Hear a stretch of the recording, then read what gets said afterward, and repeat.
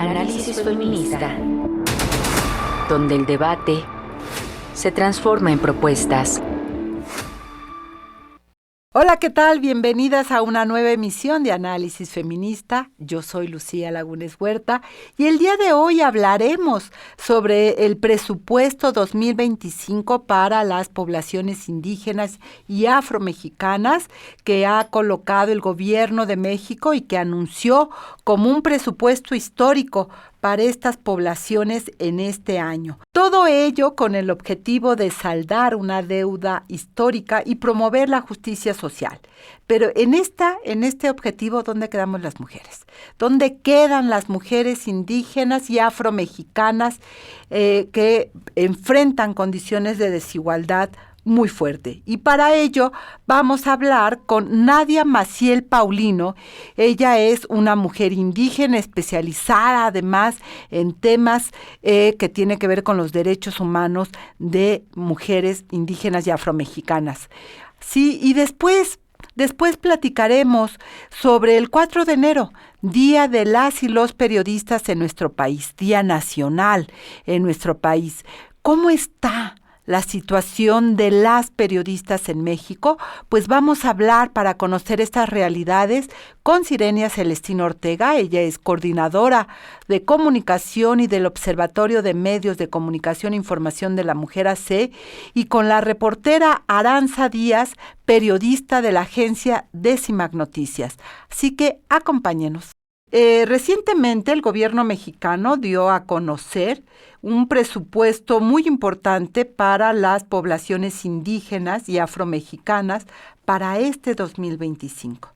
Es un recurso que no se había visto en la historia y que, de acuerdo con las autoridades del gobierno federal, pues están cumpliendo las promesas que la presidenta Claudia Sheinbaum pues dio en materia de apoyo a las poblaciones indígenas. Usted ha escuchado tanto a Claudia cuando candidata como ya presidenta electa y después presidenta constitucional.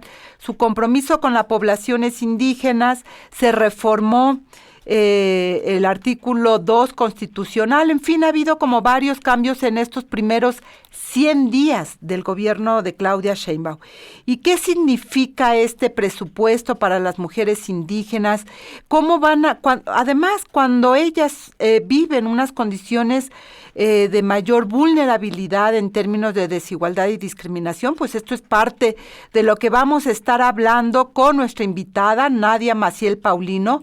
Ella es defensora de derechos humanos, pero además es una mujer indígena que conoce, que vive, que tiene un panorama global y un gran conocimiento de lo que acontece precisamente con las mujeres indígenas en nuestro país. Nadia, buenos días, ¿cómo estás? ¿Cómo recibes este 2025? Hola, buenos días. Muy contenta de otro año más, de construir nuevas formas de vida para nosotras las mujeres, que podamos vivir en paz y en armonía, libres y autónomas. Y me da mucho gusto estar contigo en este programa y compartir pues algunas opiniones sobre el tema. Pues ahí está, Nadia. A ver, más de 123 millones de pesos que se van a destinar, según lo anunciado por el gobierno mexicano, el gobierno federal, para infraestructura social, de las cuales se ha dicho 12,374 millones van a ser asignados directamente a las comunidades indígenas. Se habla de que a través de las asambleas, los usos y costumbres, la forma de gobierno de cada comunidad, pero principalmente las asambleas comunitarias, pues se estará definiendo en qué se va a usar el dinero y se va a estar supervisando ese dinero.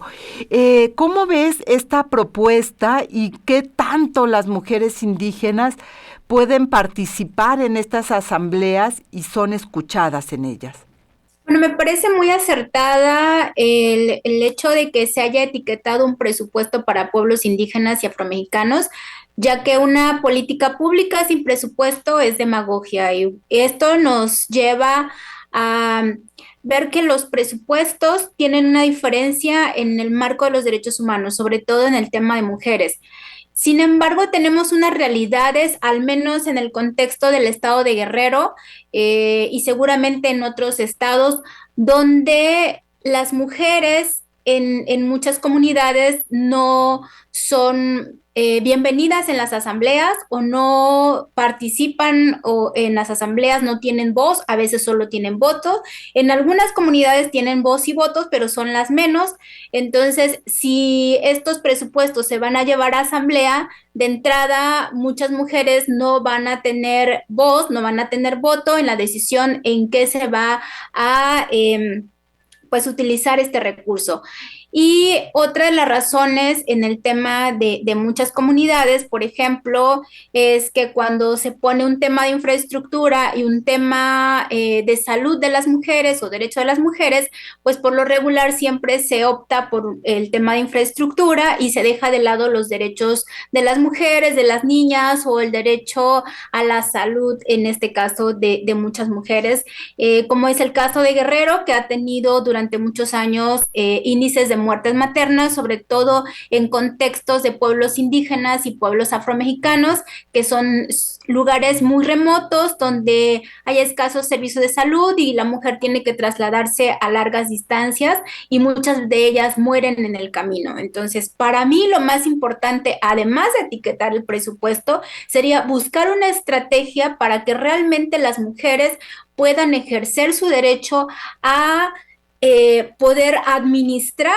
el recurso en temas que a ellas, de acuerdo a sus necesidades y sus problemáticas, en cada comunidad, en cada región, en cada pueblo, sean las más importantes para ellas, porque si no, pues venimos otra vez a repetir este esquema de tenemos un recurso que van a decidir los hombres, que no tenemos nada en contra de los hombres, pero que van a decidir en temas que ellos consideran importantes y otra vez dejamos de lado los temas y las problemáticas y las necesidades que tienen las niñas y las mujeres. Nadia, me parece que esto que tú estás señalando es muy importante porque la ausencia real de una perspectiva de género interseccional, en este caso, que es fundamental para entender las condiciones a las cuales se enfrentan las mujeres indígenas, genera una ceguera al momento de pues de crear las políticas públicas. Esto que tú señalas, cuando se coloca, digamos, en la balanza la infraestructura y la vida de las mujeres. Tú has colocado el tema de muerte materna y estamos hablando de la vida de las mujeres. Gana la infraestructura, es decir, la carretera, la escuela, el alumbrado público, la pavimentación, que sin duda son muy importantes, pero se valora poco la vida de las mujeres. ¿Cuáles son esas condiciones? ¿Cuáles son esas dificultades que están enfrentando las mujeres para participar de manera equitativa e igualitaria en estas asambleas que no se están mirando y que habría que colocar, como tú lo dices, en estas estrategias? En el caso de Guerrero hubo un caso muy sonado de mujeres que se armaron de valor en una comunidad nahua que se llama Ocotetequila en la zona de la montaña, donde ellas exigían su derecho a ser elegidas como autoridades comunitarias. Y esto pues se llevó a la luz pública, pero son de las pocas mujeres que se atrevieron a decir, nosotras tenemos derechos, hay leyes y queremos participar en la vida pública y también en cómo llevar a cabo la administración de una comunidad y en este caso los recursos. Pero son muy escasos esos casos. Entonces, a pesar de que hay leyes y hay decretos donde tiene que haber paridad entre las autoridades comunitarias, en el caso de nuestro estado se les llama delegadas o comisariadas, comisarios, delegados de comunidades o de colonias, pues en estas comunidades por lo regular no se permite en muchas de ellas que las mujeres puedan ir y emitir su voto y mucho menos que ellas sean elegidas autoridades. Entonces, de entrada, yo considero que se necesita tener esta mirada para que las mujeres puedan tener acceso a estas reuniones, puedan realmente vivir en plenitud sus derechos políticos y de esa manera, pues pudiéramos garantizar que vamos a llevar a cabo un presupuesto con una mirada de perspectiva de género, que vamos a tener la voz y la mirada de las mujeres. De lo contrario, pues repito, vamos a volver a caer en esta parte que tú dices, que sí es muy importante la infraestructura, pero seguimos dejando de lado el tema que nos ha causado durante muchos años muertes de mujeres. Y recientemente, por ejemplo, hay un caso de feminicidio en la región montaña, donde nos está diciendo con alarma de que los pueblos originarios, los pueblos indígenas y afromexicanos, estamos inmersos también de mucha violencia que viene de fuera, y esto pues repercute también de manera interna y en la vida de las mujeres. Y entonces, ¿qué políticas públicas se van a crear, además de etiquetar este presupuesto que necesita, yo considero, una estrategia para que realmente las mujeres podamos acceder a este recurso? Muchas veces se desconoce cuál es la realidad que están enfrentando las mujeres indígenas. ¿Cuál es ese panorama? Es decir, en términos de educación, en términos de trabajo remunerado. No sé si tienes datos de cuál es la situación actual de las mujeres indígenas que están viviendo día a día, y que este tipo de acciones tendría que tener en la mira, pues, para poder transformarlas, porque una carretera puede significar mucho, pero ¿cómo puede impactar para, no sé, para garantizar mayor igualdad a las mujeres indígenas?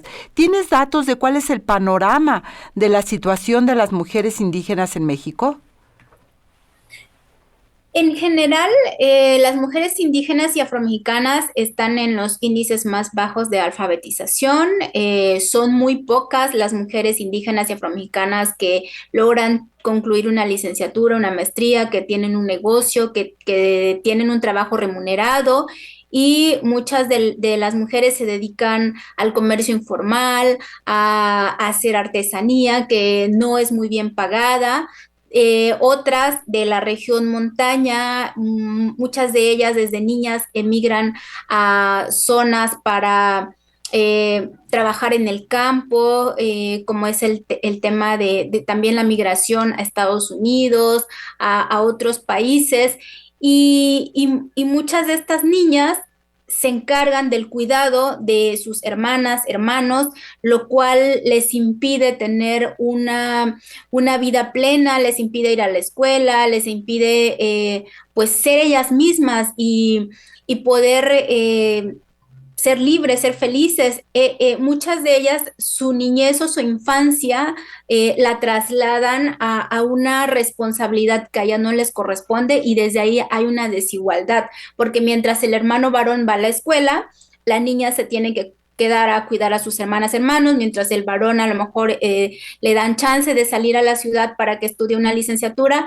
En algunos casos, en algunas comunidades, se considera que la mujer se tiene que casar hasta los 15 años, si no, después ya no es considerada pues una mujer, sino una adulta, y es muy difícil que ella se case, y en algunos lugares hay matrimonios infantiles. Guerrero es uno de los primeros lugares en embarazos adolescentes, y en el caso de muchas comunidades, no solamente de la zona rural indígena, sino también en la zona urbana, pues estos casos de embarazos no deseados y no planeados en la adolescencia son productos de violaciones.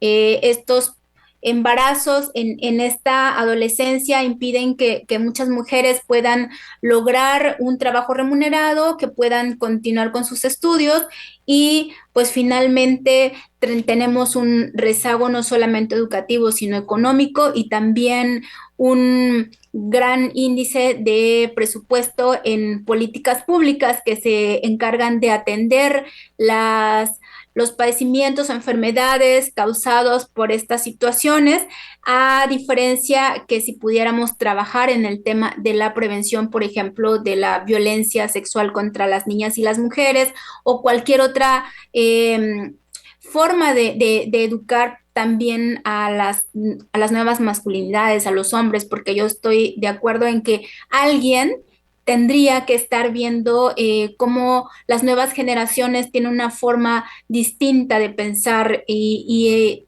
también ir erradicando el machismo en las comunidades. Y este tipo este panorama que nos das, que es muy amplio y te agradezco mucho, Nadia, no está contemplado, no solamente en este presupuesto que se ha dado a conocer, que se anuncia, que sin duda es muy importante, insisto, pero ¿qué acciones en concreto conoces tú que se estén encaminando para mejorar la vida de las mujeres indígenas?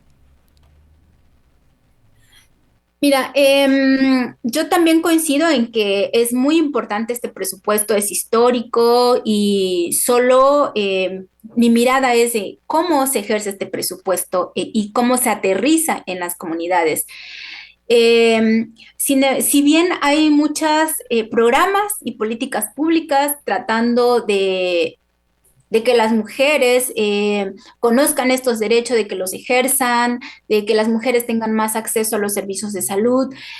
Sin embargo, yo creo que falta algo más, falta más trabajar en la prevención desde las escuelas, con las maestras, perdón, con los maestros también, porque en muchas ocasiones el desconocimiento, si bien es cierto, la educación se vive desde la casa, desde la familia, papá, mamá, en la escuela se pasa mucho tiempo y me parece que también es importante trabajar con maestras, con maestros desde el nivel preescolar para tener nuevas generaciones con una mentalidad diferente y que estos programas, si bien se han incrustado en muchas comunidades indígenas, como ha sido a través del INPI, a través de la Secretaría de la Mujer, a través de pues otras secretarías como lo es la prevención del delito, sin embargo, me parece que no han sido suficientes porque llevamos muchísimos años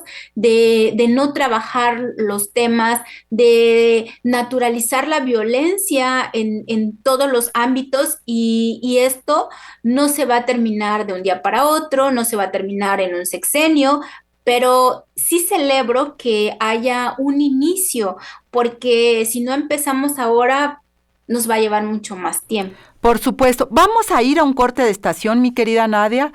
55 60 60 55 71 es el número de cabina. Les invitamos también que a través de las redes sociales nos pueda hacer llegar sus comentarios de esto que estamos hablando el día de hoy, el tema sobre este presupuesto para las comunidades indígenas y su impacto en la vida de las mujeres indígenas y afromexicanas. Vamos a un corte de estación, estamos en Análisis Feminista, volvemos. El reconocimiento a los pueblos indígenas y afromexicanos en México. México es hogar de una rica diversidad de pueblos indígenas, que se componen de 68 grupos étnicos y más de 364 variantes lingüísticas. Según el Instituto Nacional de los Pueblos Indígenas, alrededor de 24.3 millones de personas se identifican como indígenas en el país, lo que representa cerca del 25% de la población total. Estos pueblos son portadores de un vasto conocimiento ancestral y cultural, cuya preservación es fundamental para mantener viva la historia de México. Sin embargo, las comunidades indígenas siguen enfrentando desafíos graves, como la marginación social, económica y la escasez de servicios básicos como educación y salud. En cuanto a los pueblos afromexicanos, su historia está profundamente marcada por la llegada de africanos durante la época colonial, a través del comercio transatlántico de esclavos. Hoy en día, la población afromexicana sigue luchando por su reconocimiento oficial y por el acceso a derechos plenos en el país. Según datos del Instituto Nacional de Estadística y Geografía, el 1.16% de la población nacional se identifica como afromexicana, concentrándose principalmente en la costa chica de Guerrero y Oaxaca, así como en Veracruz y Chiapas. Aunque representan una pequeña fracción de la población, su presencia es crucial para la diversidad cultural de México. Las comunidades afromexicanas enfrentan importantes obstáculos como la discriminación racial, el racismo estructural y la falta de oportunidades económicas. De acuerdo con el Consejo Nacional para Prevenir la Discriminación, el analfabetismo es 3 veces más alto entre la población afrodescendiente que entre el resto de la población mexicana. Además, el color de piel sigue siendo un factor que limita el acceso a servicios básicos y la participación política de estos pueblos, lo que subraya la necesidad urgente de políticas públicas que promuevan la igualdad y el reconocimiento pleno de sus derechos.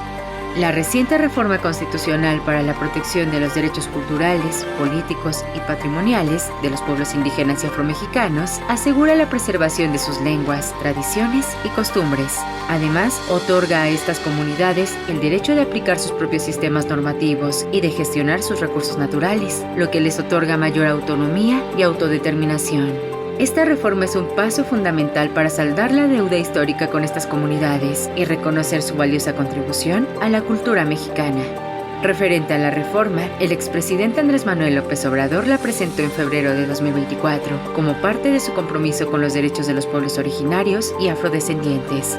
Esta reforma también promueve la participación activa de estas comunidades en el desarrollo nacional, asegurando su voz en los procesos de toma de decisiones y garantizando su inclusión en censos y encuestas nacionales.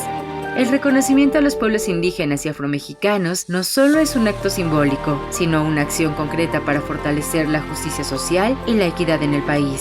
La implementación efectiva de esta reforma permitirá que México avance hacia una sociedad más inclusiva, en la que la diversidad cultural y étnica sea valorada y respetada en todos los ámbitos de la vida pública y social. Informó para Análisis Feminista, Marlene Galván. Y ya estamos de regreso aquí en Análisis Feminista, 8 de enero del 2025, y estamos precisamente con Nadia Maciel Paulino. Ella es defensora de derechos indígenas, una mujer indígena, pues, que conoce perfectamente los retos que enfrenta precisamente las mujeres para poder lograr la igualdad en este entorno tan complejo de desigualdad y discriminación que vivimos las mujeres y poder, digamos, cruzar esta propuesta histórica que ha reconocido Nadia como muy importante, y sin duda lo es, de este presupuesto para las comunidades indígenas para poder, digamos, poner un escalón más para ir caminando a la igualdad en términos globales, ¿verdad? Pero lo que estamos analizando acá con Nadia es cómo este tipo de presupuestos impactan o no en una mejor condición de vida para las mujeres indígenas y afromexicanas. ¿Qué se requiere? ¿Qué se necesita?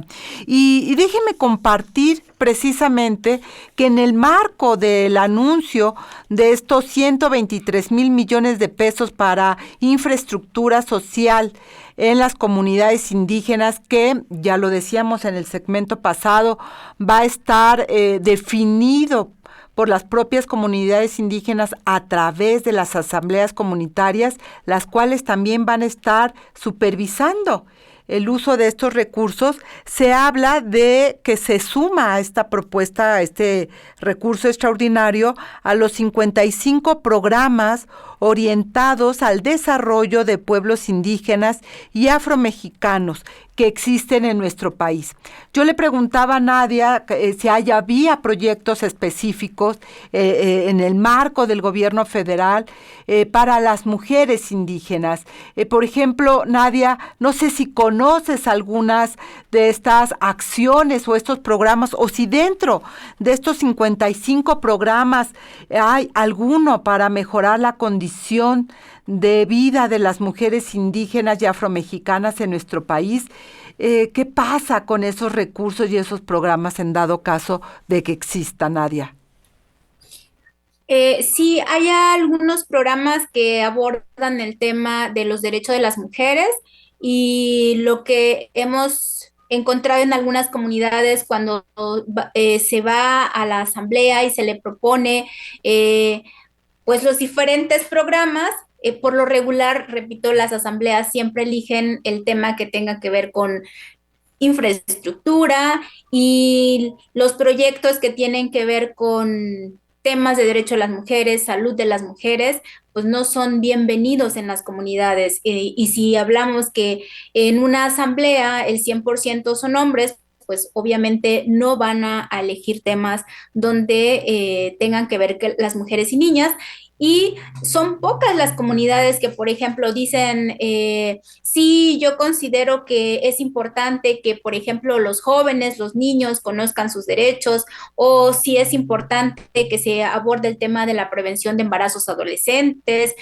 Son muy raras las comunidades y por lo regular estas comunidades son muy pequeñas, es decir, las comunidades más grandes tienden a optar por la infraestructura, que repito que es muy importante también tener acceso hacia las comunidades, una buena carretera es muy importante, pero en el caso también de los proyectos productivos, de pronto las mujeres se enfrentan en la comunidad que ellas tienen que pues formar un comité, por ejemplo, y si ellas tienen que salir fuera de la comunidad, empiezan los celos por parte de la pareja, dónde fuiste, con quién fuiste, entonces se enfrentan a una violencia, el que ellas quieran ser partícipes de una administración de recursos y muchas de ellas terminan pues devastadas porque viven violencia en casa, violencia en la comunidad, porque se les cuestiona mucho a las mujeres el tema de la administración del recurso, no así a los hombres. Esto crea una desigualdad muy importante para las mujeres porque muchas de ellas tienen miedo o en algunas comunidades, por ejemplo, donde no están los maridos, se le considera prácticamente como un castigo que una mujer sea autoridad o sea parte de un comité porque el marido no está y entonces ella tiene que asumir esa responsabilidad. No es porque ella tenga derechos o porque ella lo desee, sino más bien es en otra sintonía y esto pues no garantiza los derechos y el acceso de las mujeres. A ver, Nadia, hay un tema muy importante que ya se ha señalado en diferentes momentos y que tiene que ver precisamente cómo la ausencia de las mujeres en estos espacios de toma de decisión, donde hay recursos económicos tan importantes como los que se han señalado, se vuelven, digamos, un elemento más para excluir a las mujeres y afianzar, déjame plantearlo así, afianzar el poder de los hombres. Porque no solamente ya tienen este espacio político dentro de las asambleas, donde ellos toman las decisiones cotidianamente, sino ahora van a tener un recurso económico muy importante sobre el cual tomar decisiones, ¿no? No es lo mismo tener 3 pesos en la bolsa que tener 1,000. Y eso genera también, en este contexto que tú nos estás señalando y que en otros programas, recuerdo mucho en su momento, los programas de Indesol, de estos programas que desarrolla el gobierno priista de Salinas de Gortari, donde distribuye recursos precisamente a diestra y siniestras con poca supervisión, fue una forma también de ir rompiendo tejidos sociales y de ir privilegiando algunos grupos, digamos, no es este caso, pero la falta de una perspectiva de género tiene consecuencias o puede tener este tipo de consecuencias porque no garantizas que las mujeres, como tú lo has señalado, que ya son excluidas de estas comunidades, de estos espacios de toma de decisión que son a la asamblea, puedan estar. No le pones ahí una cuña para que puedan garantizar la presencia de las mujeres, la voz, el pensamiento, la mirada de las mujeres en estos espacios de decisión y se vuelve un espacio de consolidación de esa exclusión. ¿Tú qué opinas? Esto se ha señalado ya en diferentes momentos. Sí, con esto solo se afianzan los liderazgos masculinos dentro de las comunidades Y en algunos lugares las mujeres lo que han solicitado es que los comités que se forman para administrar este recurso está integrado también por mujeres, es decir, que sea como parte de los requisitos de que la comunidad pueda recibir este apoyo, que venga por escrito, que algunas mujeres integren este comité y en algunos casos las mujeres han dicho, la tesorera tiene que ser una mujer o la presidenta tiene que ser una mujer, porque de alguna manera ahí ellas tienen una forma, si bien los liderazgos masculinos dentro de las comunidades empiezan como a boicotearlas o a presionarlas para que ellas cedan de acuerdo a sus intereses de los señores. Algunas mujeres también toman la batuta y dicen, no, porque yo tengo una responsabilidad, porque esto también es importante. Y entonces ahí las mujeres empiezan a empoderarse, porque si bien los liderazgos de mujeres que luchan, que van, que dicen, también cuando las mujeres tenemos acceso a los recursos económicos, por supuesto que tenemos otro estatus dentro de la comunidad y tenemos otra voz dentro de las comunidades. Y esto es muy importante también porque hay otros programas donde se abordan los proyectos productivos o el tema de la parte ecoturística, donde también es importante que haya mujeres y que haya dentro de los comités integrantes mujeres, porque de esta manera vamos a garantizar que la mujer vaya tomando esos espacios, no solamente de toma de decisión en las comunidades, sino también en la toma de decisión de los recursos, que esto es súper importante y fundamental para que realmente se cuente con esta mirada y esta perspectiva de género, porque de lo contrario, pues bienvenido sea el recurso a los pueblos indígenas y afromexicanos, pero repito, se sigue esta misma dinámica de favorecer a la mirada masculina, que es importante, pero se deja de lado la mirada femenina o de las mujeres que, repito, tienen otras problemáticas y otras necesidades y que, por ejemplo, en una comunidad puede ser importante la carretera, pero también hay un problema de agua potable donde las mujeres tienen que ir a distancias muy lejanas por el agua y en ese inter muchas de las mujeres son violadas y viven una violencia sexual. Entonces, seguramente muchas mujeres votarían en una asamblea que el proyecto sea relacionado al agua y los hombres van a votar con la carretera. Y entonces ahí estamos viendo cómo dos miradas, cada quien tiene sus propias necesidades y como esto que puede ser un proyecto muy interesante no solo para satisfacer una necesidad de un derecho del agua, sino también para eliminar esas formas de violencia contra las mujeres. Claro, como tú dices, cada quien tiene sus necesidades. A ustedes les dejan esta tarea de acarrear el agua que está más que documentado, que puede dedicar para ustedes 3 o 4 horas de trabajo cotidiano, de ir al lugar donde trae pues eso, las cubetas de agua con todo lo que eso implica, y ellos llegan y ya hay agua.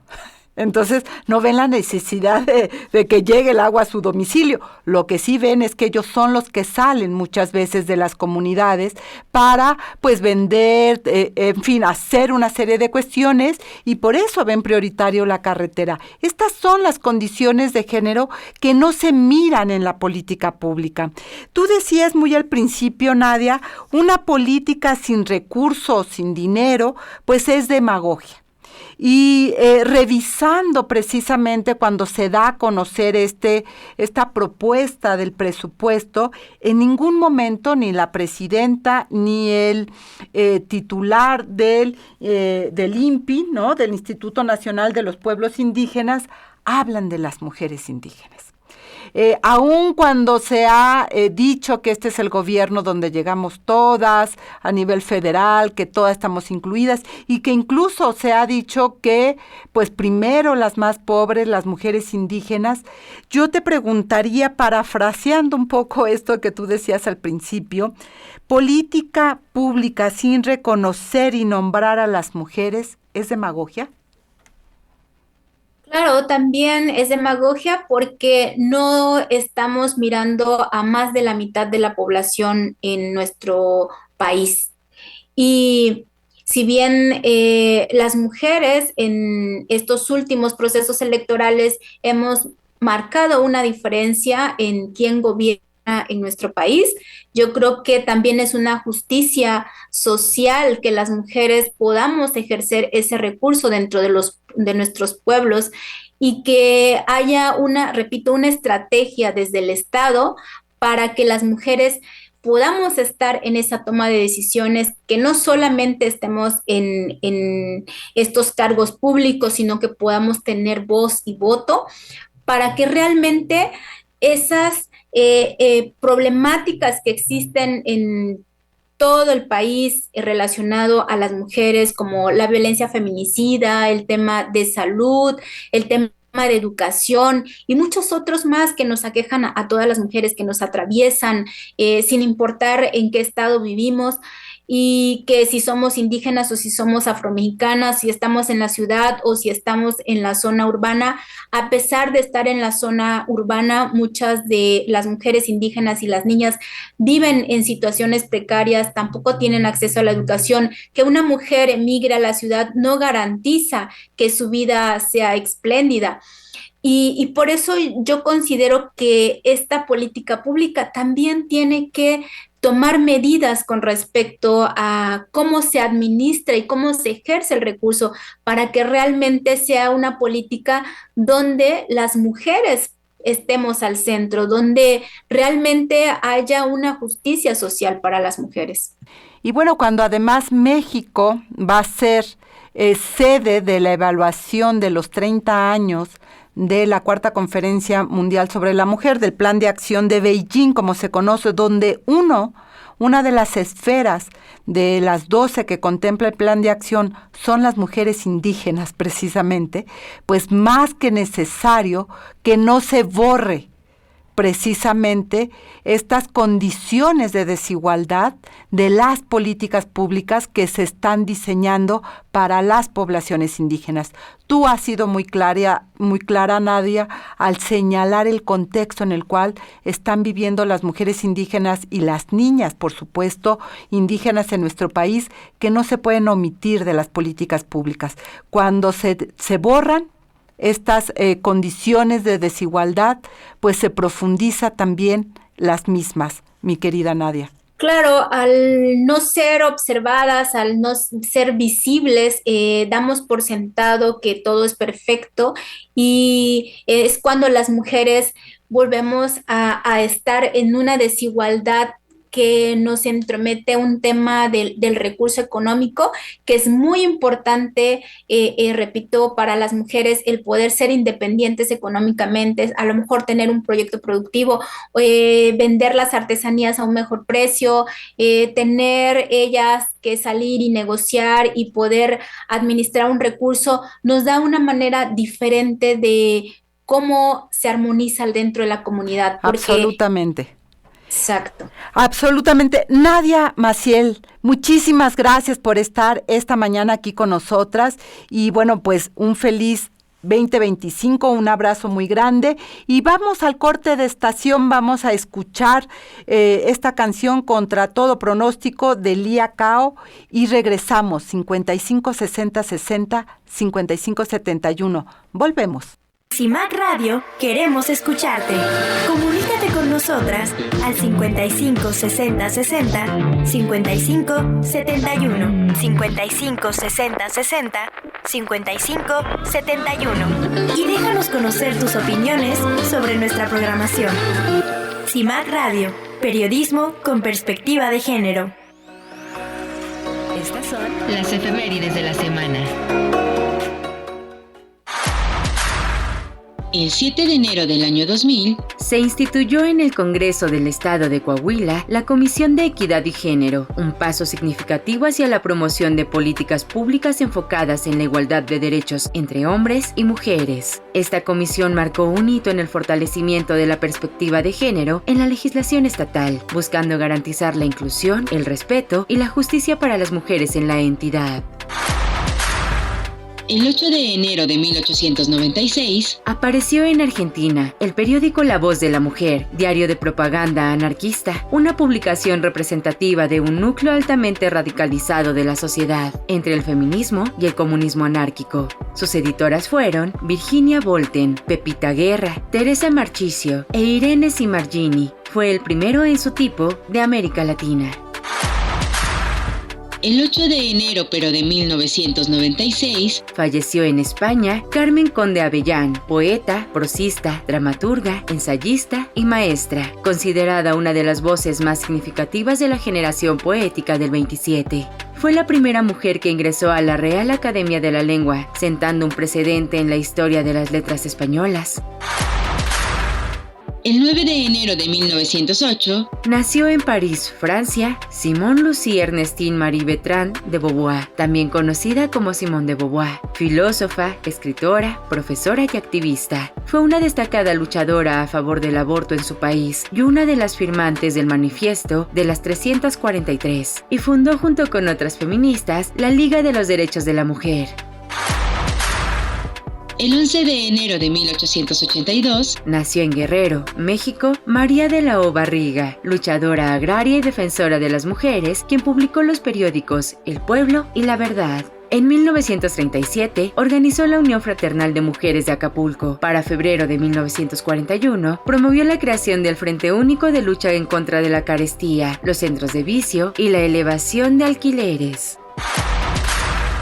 El 11 de enero de 1980 falleció en La Habana, Cuba, Celia Esther de los Desamparados Sánchez Manduley, conocida como Cecilia Sánchez Manduley. Fue guerrillera de la Revolución Cubana y la primera mujer que ocupó la posición de soldado combatiente en las filas del ejército rebelde y la principal promotora de la creación de las Marianas, el pelotón femenino nacido en honor a Mariana Grajales. Bueno, pues ya estamos aquí, de regreso en Análisis Feminista 55 60 60 55 71. Háganos llegar sus comentarios, sus opiniones sobre los temas que estamos tratando aquí en el programa, y que podamos seguir compartiendo con ustedes pues las diferentes reflexiones. Esto es muy importante porque hay que hacer de estas condiciones de desigualdad de las mujeres parte de la conversación cotidiana, porque ya se ha repetido en más de una ocasión, lo que no se nombra, no existe, no forma parte de esta realidad, aunque esté ahí.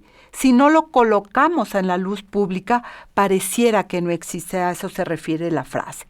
Y mucho de poner la luz en estos escenarios, en estas condiciones de desigualdad, ha sido el periodismo. Sin el periodismo, y especialmente sin el periodismo feminista y sin las periodistas, la condición social de las mujeres no sería agenda de los medios de comunicación, y por eso es tan importante también reconocer los aportes y los retos que enfrentan las mujeres periodistas, no solo en México, sino en todo el país. Y déjenme compartir con ustedes que el 4 de enero, se celebró en México el Día Nacional del Periodista. ¿Cuáles son las realidades que están enfrentando las periodistas en nuestro país? Es de lo que vamos a hablar en esta parte del programa con Aranza Díaz. Ella es una periodista de la agencia Decimac Noticias, y con Sirenia Celestina Ortega, quien es coordinadora de comunicación y del Observatorio de Medios de precisamente Comunicación e Información de la Mujer, CIMAC. Aranza, Sirenia, bienvenidas. Pues espero que hayan recibido un año nuevo muy feliz, muy contentas. ¿Cómo están? Buenos días. Hola, ¿qué tal, Lucía? Muy buenos días a la audiencia de Análisis Feminista y de CIMAC Radio. Sirenia, si te parece, podemos hacer un panorama global de cuál es la situación, qué significa ser mujer periodista, no solo en México, sino a nivel internacional. Tú eres parte, además, de la mesa directiva de la UAC en América Latina, esta instancia que lleva 30 años haciendo el Observatorio Mundial de Medios y Género, y que una de las mediciones que tiene es precisamente la representación de las mujeres periodistas. ¿Qué dirías? ¿Cómo estamos en México las mujeres periodistas frente al resto del mundo? Bueno, Lucía, muchas gracias por abrir este espacio para hablar de la agenda que también es parte de CIMAC. Me parece que las condiciones que vivimos las periodistas en México no son muy diferentes a las que viven las mujeres periodistas en todo el mundo. Hay una gran tendencia que va desde, como tú bien lo has dicho, en los contenidos. Las mujeres en las noticias aparecemos menos que los hombres en las noticias, en 25 de cada 100 noticias, pero hay condiciones que viven las mujeres periodistas que van teniendo estos resultados, el poco poder en las decisiones editoriales.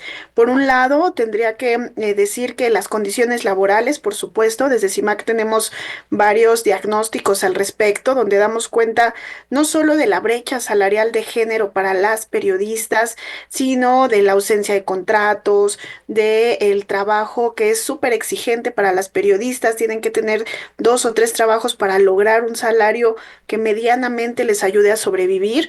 Pero además de ello está, por supuesto, la discriminación que viven al interior de las redacciones, y digo discriminación basada en el género, además.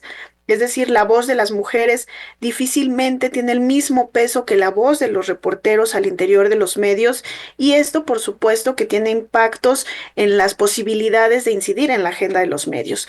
Y finalmente hablaría de la violencia al interior de las redacciones, que ya desde 2008, por ejemplo, en el primer diagnóstico de condiciones laborales desde CIMAC decíamos, las mujeres al interior de las redacciones están viviendo acoso y hostigamiento sexual, pero eso al interior, pero fuera de las redacciones pues están estos otros tipos de violencia que hemos registrado también desde CIMAC, que van desde las amenazas hasta, por supuesto, casos de desaparición, casos de feminicidio, incluso de colegas periodistas que buscan obstaculizar la labor informativa, es decir, obstaculizar el ejercicio periodístico pues que es tan necesario en estas sociedades.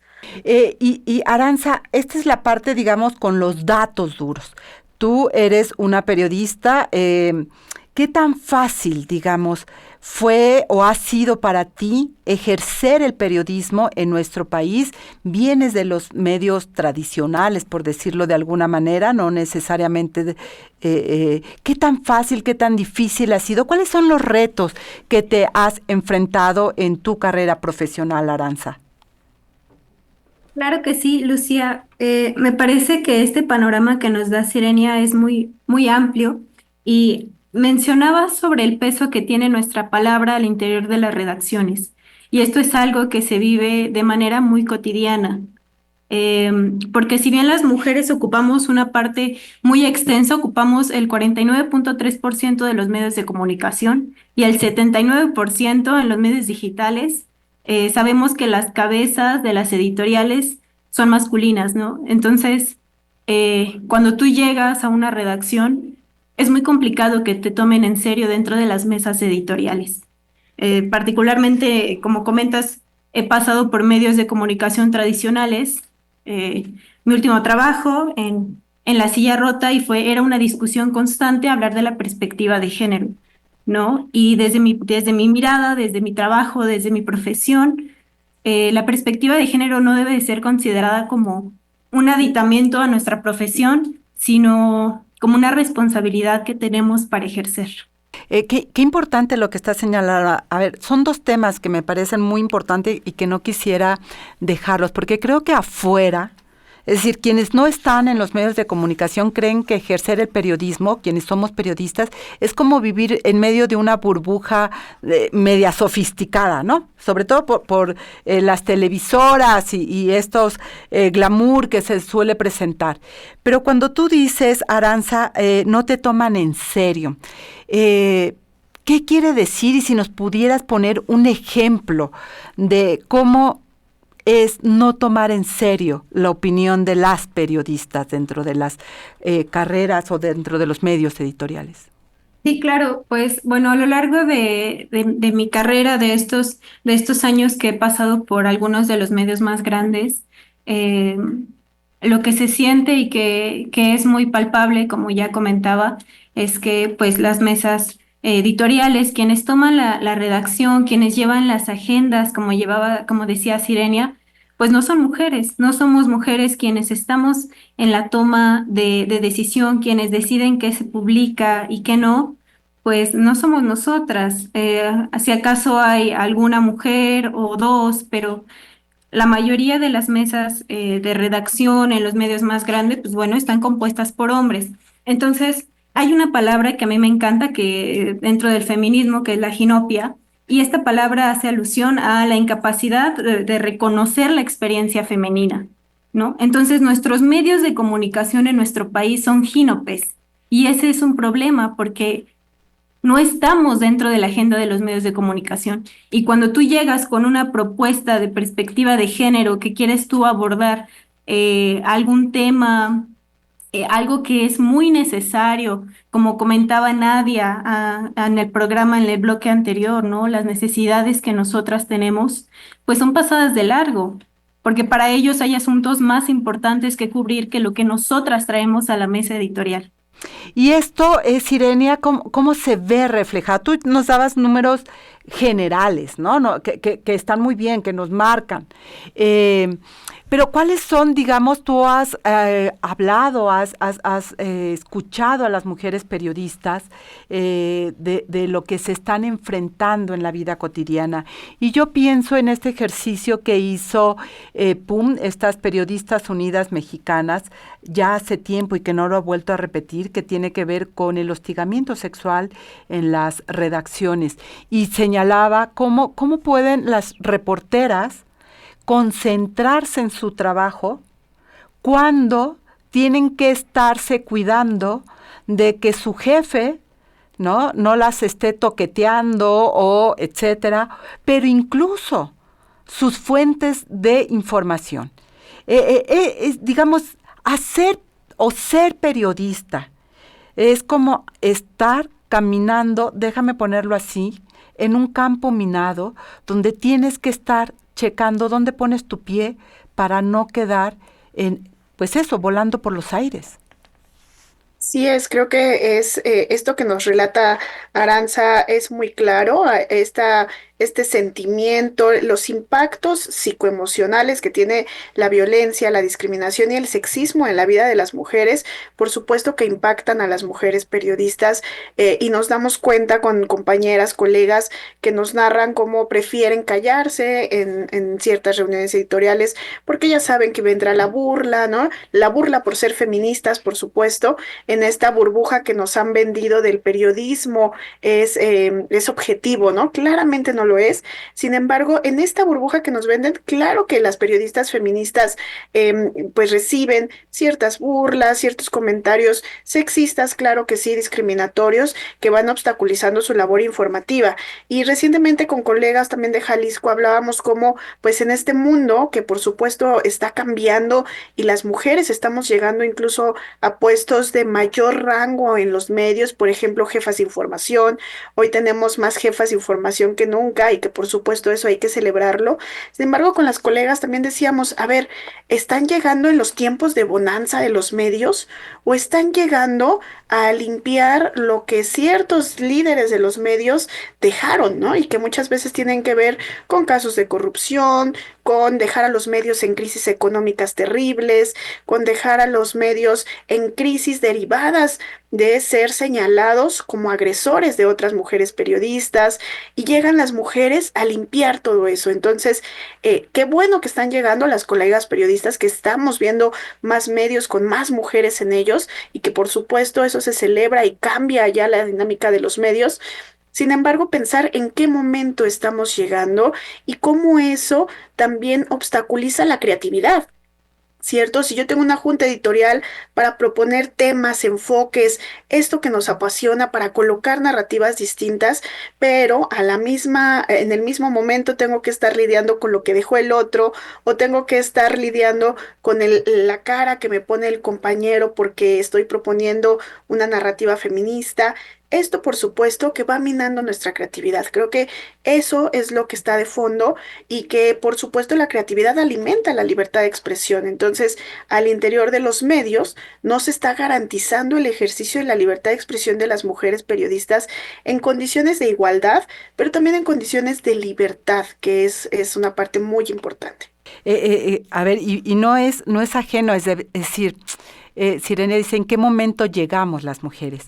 Y yo te preguntaría, Aranza, pareciera que hay un pequeño boom del periodismo de género, ¿no? Ahora muchos medios, especialmente los medios digitales. Yo quisiera remarcar que ahora se llaman también medios alternativos, y cuando yo inicié en el periodismo hace más de 30 años, hablar de medios alternativos era hablar de no periodismo, ¿no? Porque la única forma de medir era, pues, eso, los medios tradicionales de los que hoy llamamos. Pero hay un boom del periodismo de género.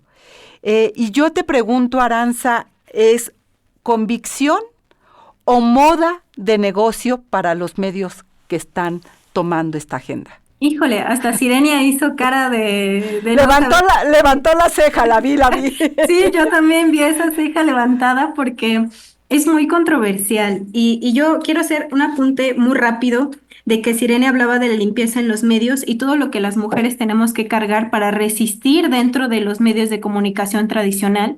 Y yo lo que veo como periodista y junto con mis colegas es que se están tejiendo redes de comunicación feministas muy valiosas y que son muy poderosas y que nos están ayudando mucho pues a incidir a nuestra manera, a resistir, a compartir. Existen espacios para denunciar el acoso sexual que precisamente Sirenia lo abordaba, donde hay un dato que me parece escabroso que dio a conocer la Ibero, de que el 34% de las mujeres periodistas hemos sido víctimas de acoso sexual, a diferencia de los hombres, que solamente el 4%, ¿no? Entonces hay una disparidad enorme y yo creo que el periodismo feminista y las mujeres periodistas feministas están construyendo narrativas increíbles a nuestra manera, en nuestras redes. Estamos tejiendo una resistencia muy valiosa. Y respecto ahora sí a la pregunta que hizo levantar a Sirenia la ceja, es muy complicado, la verdad. No quisiera yo meterme en aprietos, de meter a nadie en aprietos, pero yo creo que sí existe una moda importante dentro de los medios de comunicación, que están pretendiendo subirse a la agenda y que están pretendiendo cargar con el feminismo y con el discurso y con el lenguaje incluyente y todo lo que pauta la agenda, pero dentro, de puerta hacia adentro, sabemos que se gestan violencias sumamente machistas y sexistas como las que comentaba Sirenia, acoso sexual y sobre todo, con esto yo quiero rematar, pacto patriarcal dentro de los medios de comunicación. Es decir, nada más para ir cerrando, porque ya nos quedan 2 minutos, es un feminismo de dientes para afuera. Sirenia, 1 minuto y cerramos. Y con eso cierro. Sí, yo pienso eso, que si es una corriente, si es como un poco oportunista de su parte. Sin embargo, se da en 2 condiciones. Una, con más feministas en los medios, y otra, que aprovechemos esta corriente. Creo que si bien es moda, podemos aprovecharla muy bien a nuestro favor con todas esas colegas feministas ahí dentro de los medios. Que eso también es una realidad, y eso sustenta estas nuevas narrativas, sustenta este trabajo creativo, esto que decía Aranza, este tejido entre las periodistas para resistir, compartir, afrontar, porque no es fácil. La desigualdad, la misoginia dentro de los medios de comunicación no es sencilla, y este acuerpamiento que damos entre periodistas siempre es importante para subsistir y seguir estando aquí. Sirenia Celestino, Aranza Díaz, muchísimas gracias por estar esta mañana aquí en Análisis Feminista, y ambas periodistas, felicidades por este 4 de enero. Eso fue todo en este episodio de Análisis Feminista. Les invito a compartir sus comentarios en nuestras redes sociales y recuerde que puede escuchar el resto de nuestros episodios a través de Spotify o SoundCloud. Análisis Feminista, donde el debate se transforma en propuestas.